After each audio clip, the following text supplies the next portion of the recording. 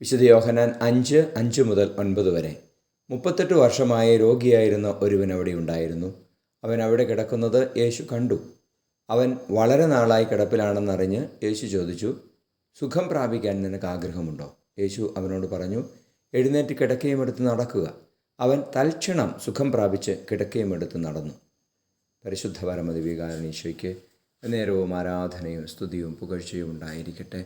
ഈശോയെ സ്തുതിക്കുന്നു, ആരാധിക്കുന്നു. Hallelujah, hallelujah, hallelujah, hallelujah, hallelujah. ഈശോയെ നന്ദി. കർത്താവേ, രോഗാവസ്ഥയിലും തിരസ്കരിക്കപ്പെട്ട സ്ഥിതിയിലും കഴിയുന്ന ഓരോരുത്തരെയും അങ്ങ് പേരെടുത്ത് അറിയുന്നുവല്ലോ ഈശോയെ. അവരുടെ അടുത്തേക്ക് ചെന്ന് അവരെ അനുഗ്രഹിക്കുവാൻ അങ്ങ് ആഗ്രഹിക്കുന്നുവല്ലോ.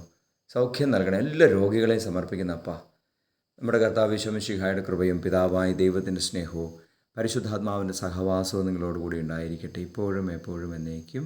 ആമേൻ.